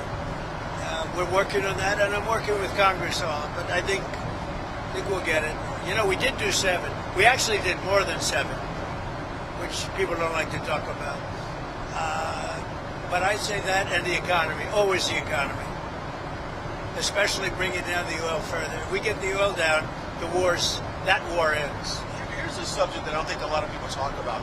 I've been talking to a lot of American truck drivers in the last couple of weeks, and I'm asking them what their biggest concern is. Right. They tell me some of these foreign truck drivers, they come to schools here in America, Utah and California to be specific. Right. They get fast-tracked through the system. A lot of them don't speak English, which I know you did an EO about speaking English. But they're causing a dangerous situation on the road. Yeah, that's what they're telling me. I don't know what we can do about it. I don't like it. I see the one, he had the accent in good. This guy, Brian, he's not even a reporter. He's just there to, give suggestions to Trump. Signed, didn't know what was happening. Yeah, no, I'm not in favor of that at all. Got to speak English. So, President, Salam Adami said that he would arrest Benjamin Netanyahu if he comes to New York City because of the ICC warrant. Would you intervene if that came up? Yeah. It's inappropriate. We asked Jimmy News viewers the questions they would like to ask of you and the Prime Minister today. The main question was, would you please swap jobs with him? And the second question behind that was really, why are we in the UK moving towards Europe when Europe is failing and America is flying? Well, look, I think... Fuck is what is wrong with these people, man? UK has a tremendous asset known as the North Sea, and it's loaded up with it. They like to say, well, it's really diminished. It's not. And there are lots of areas out there that happen to come. Look at Norway. It's the same kind of a thing. They've become so rich, and for UK or other parts of Europe to take everything, especially UK, to buy oil from Norway, they have it. But they don't want to do it. If they would drill in the North Sea, if they would let them, you know, they've made it impossible for people. Do you think it starts with energy? It's a tremendous asset, and it's tremendously valuable. And there's a lot of oil left. They've been drilling there for a long time, but there's a lot of oil, and there's a lot of oil out there that hasn't been found yet. And with new drilling techniques, when they think a well is closed, the new drilling techniques, you can drill for another 50 years. It's crazy. It's such a valuable asset, and instead they're putting these stupid windmills all over the place. And every time you put up a windmill, it costs the country millions of dollars a year to have that horrible thing turn. It's ugly, it's bad for the environment, it kills the birds, and beyond that, It's so sad, man. I have like no comment at this point. It's so You should make disgusting. money with energy. You shouldn't lose money. With windmills, you lose. Including those massive solar fields, you know, that take up all the farmland. And you know, they're black plastic from China. You ever see what happens to a bird when the birds land? They get fried because it's hot. So it's you don't need So sad. sauce. You don't need a stove. No, a bird lands on it, it's over. And then they say it's great for the environment. You know, the lunatics. Go ahead. I was going to ask, last week in the Oval Office, I asked you about if Ilhan Omar should be censored. Congress censored her, and I just want to get your reaction to that. No, they didn't. They tabled it. Fucking They idiot. did censor it. Good. No, they didn't. When did this happen? Was it yesterday? Yeah, good. They- I think she's terrible. That's fucking false. Like, that's not even like a political opinion. It's just objectively false. They actually voted to table the censure. I think she should be impeached. I think she's terrible. Is she originally from Somalia? Yes, sir. So how are they doing this? How's their government? Do they have a president? Do they have a council? Do they have anything? Do they have police? I love these people that come from a place with nothing. No anything. And then they tell us how to run our country. No, I think if she got censured, that's great. If she got impeached, that's even better. They impeached me twice for nothing. And they impeached me knowing the Republicans are on my side, so they knew it was just, but they impeached me twice. She should be impeached, and it should happen fast. What she says is out of line. Yeah, go ahead. Anybody else? Mr. President, who would you like to see? Mr. President, are you going to ask Brendan Carr to weigh in on other late-night hosts that you have said should be off the air? Late-night host is on network television. There is a licensing. I'll give you an example. I read someplace that the networks were 97% against me. I got 97% negative, and yet I won easily. I won all 7 swing states, popular, but won everything. And if they're 97% against, they give me only bad publicity or press. I mean, they're getting a license. I would think maybe their license should be taken away. It will be up to Brendan Carr. I think Brendan Carr is outstanding. He's a patriot. He loves our country, and he's a tough guy. So we'll have to see. When you think about this, 97% of the stories are opposed to me, and yet I win easily the election. It's pretty amazing when you think of it. That shows they have no credibility. Go ahead. I was just going to agree with you. I mean, could you use that same logic with news? If someone in the old days, I remember in the old days that every 4 or 5 years, a network would reapply for its license, and the license is free. You know, they get this valuable thing for free, and they'd reapply for a license. And if they did something wrong, well, I beat George Stephanopoulos, Slopanopoulos, I call him, George Slopanopoulos. They had to pay me $15 million for what he said. I beat CBS for much more money than that, including advertising and other things, much more money, because they totally changed the answer that Kamala gave on a question. I mean, They did not. they didn't change it. They took it out and put a different answer in. No, they didn't. And they didn't want to go to court with that. That's a tough one to go to court with. So no, I think that if you remember years ago, I remember as a kid, they would file. It was a big deal every 4 or 5 years, and I don't know. You don't hold me exact, but it was like 4 or 5 years. They'd have to file for a license extension. I don't hear about that. The only one that I've heard even bring it up is Brendan Carr. I think Brendan Carr is doing a great job, and I think he's a great patriot. Do you agree with about the fact that you attend an event in England, a state visit, spectacular, right? And yet the Mayor of London can't be there. Hey, if somebody watching, you want to test out doing the new super chat thing, let me know if it works. I guess now you can send super chats on here. I don't know if it works yet. I didn't want him there. I asked that he not be there. I don't want them. I think the Mayor of London, Khan, is among the worst mayors in the world. And we have some bad ones. If you look at Chicago, but I think he's the equivalent of the Mayor of Chicago.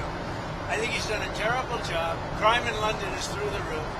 The Mayor of London, Mayor Khan, has done a terrible job. And on immigration, he's a disaster. Now, I asked that he not be there. He wanted to be there, as I understand. I didn't want him. I've not liked him for a long time. I just think, I have a certain pride in London and UK. My mother was born in Scotland, as you know. And when I see Mayor Khan do a bad job, the stabbings and the dirt and the filth, it's not the same. No, I didn't want him there. And the Prime Minister said to you, when I asked about, are we a Christian country, his answer was that he was christened. But he's quoted in newspapers. Who was right? The Prime Minister said, I was christened, he said today, this afternoon, as though that explained whether we were a Christian country. But he's actually been quoted as saying, 2 years ago, saying he was an atheist. He's a committed atheist. Is he the kind of guy that says something when you're there? I don't think. Look, I think he's a very nice man. I really do. His wife is nice. And we lived for a day and a half.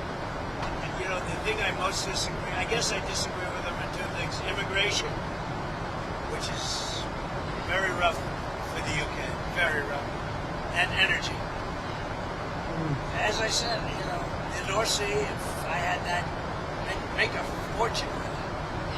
Look at Norway's accounts. Look at the cash Norway has. For a guy who hates the news, by the way, he spends so much time talking to reporters. It's unbelievable. Like, if you don't like the questions you're being asked, why do you always engage with them? And they have the same thing we're talking about. I don't even know if they have as much, but that's a tremendous asset. So those two things. But you got the feeling. I mean, I get along with him great. I think he's a really fine person. You got the feeling today that business is keen to invest in the UK? Because it doesn't feel like that when you live there. Well, we made a deal with the UK, and some of those companies have made a deal with the UK, but there's always strings to the US. I help them. I help them. I want to help them. I want them to be strong as a country. I think it's important that the UK be strong. And we're so strong financially that we can get people to do other things. Talk to you about Ukraine. Trump is becoming so evil because what's happening is he's becoming so old and weak that he's basically going to start doing the job on autopilot, and he's going to let people in his inner circle tell him what to do, and he's not even going to have the energy to push back. Did the Prime Minister talk to you about Ukraine? He indicated he did. What were his arguments for what you should do? He was really a little bit embarrassed that that I called Europe, NATO countries, EU countries, you can call it either way because they're very similar, but that I caught them buying oil from Russia. And he said, that's not good. I appreciated that he said that. He said, that's not good. Now, how about that? We're supposed to do all this stuff, and they're buying oil from Russia. That's not good. Do you agree? That's about pretty much all we do. Did he say that he would be open I'd like to have to do something. But he also agrees they have to stop buying oil from Russia. Did he say that they would also be willing to do sanctions? That he would be willing to do sanctions? He would do sanctions, yes. And he's not one of the culprits in terms of the oil from Russia. Mr. President, Governor Josh Shapiro said that your administration is cherry-picking violence that is okay and violence that is not okay. What is your response to that? It's just violence, and it's violence that you don't have to have. Look, in D.C., we took one of the most dangerous cities in the world.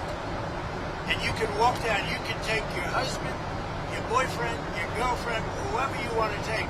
You can take them out to dinner tonight in D.C. and you're going to be safe. It's really safe. We did a great job. We're going to do the same job in Memphis, and we're going to Chicago. And I told you, the head of the Union Pacific, who's a great gentleman, a great businessman, started as a low-level railroad. He calls himself a railroader. It's a cool story. 45 years later, he's the chairman of the Union Pacific. He said, sir, you have to save Chicago. It's a great city. You can't let it go. And when he said that, I said, I don't really have time to wait a couple of months. Last weekend, they lost 11 people were murdered and 28 people were shot. That's not shot at. That means actually in.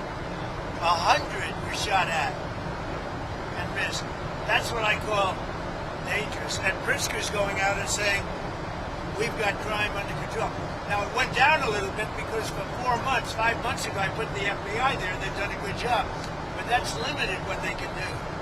What you really need is our big, strong soldiers to get them into shape. We're not letting Chicago fail. And we're going to get started in Memphis. We'll be very successful, just like we were in D.C. And we're going to have to stay in D.C. for a while because, you know, you leave, people have a tendency to come back. Now, remember, we took 1,500 people out of there, pretty permanently out of there. We took career criminals, really bad murderers and other things. We took them out of D.C. They're not coming back. You don't take them. If they come back, you're just wasting your time. So we took them out, and they're not coming back. We brought many of them back to the country from which they came. What Biden did to our country is not even, it's not believable. And to me, that's worse than the inflation he caused. It's worse what he did to our country by allowing 25 million people, which is the real number, to come in, many of whom should never be here, by emptying jails into our country and emptying mental institutions into our country. What Biden and his people, because I don't even think it was him, I think he didn't know what was happening, but what that radical left group of people did to our country will never be forgotten. Okay, have a good trip, everybody. Just one last question. Who would you like to see replace Kimmel? Who would you like to see replace Kimmel on late night? Well, a lot of people, anybody could replace him. The guy had no talent. Kimmel had, look, he was fired, he had no talent. He's a whack job, but he had no talent, and more importantly than talent, he had no, because a lot of people have no talent, they get ratings. But he had no ratings. His ratings were worse than Colbert, I think. They got rid of Colbert, which was a good thing to do. And look, that's something that should be talked about for licensing too. When you have a network and you have evening shows and all they do is hit Trump, that's all they do. If you go back, I guess they haven't had a conservative on in years or something, somebody said. But when you go back and you take a look, all they do is hit Trump. They're licensed. They're not allowed to do that. They're an arm of the Democrat Party. He just said that shows are not allowed to talk about Trump anymore. Thank you, everybody. Thank you. Even though it's not true. Fly safely. You know why I say that? Because I'm on the flight. I want to get home. Otherwise, I wouldn't care.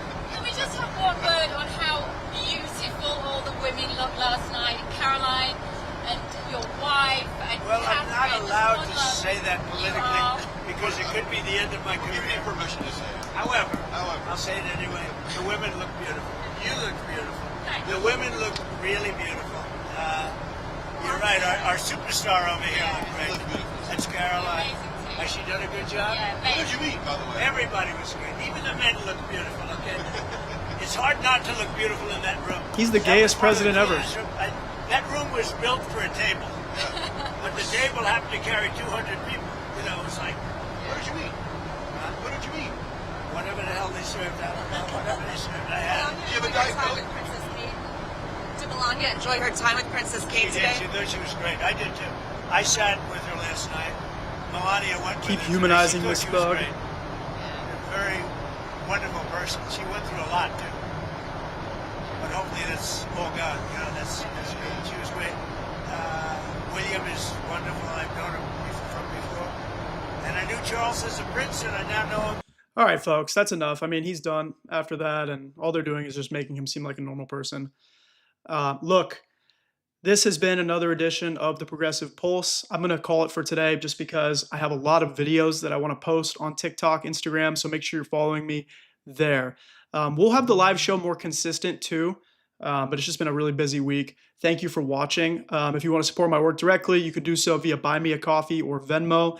Those are ways to help me grow the channel, and it really means a lot. But the best thing you can do besides that is just subscribe, like this video, share the channel with a friend, tell a friend, tell a family member, let them know that while people like Jimmy Kimmel get fired, we still have independent political commentators like myself who don't work for anybody, who do this out of pure passion of wanting to save this country. So have a great day, stay vigilant, stay well, and fight the fascist Trump regime.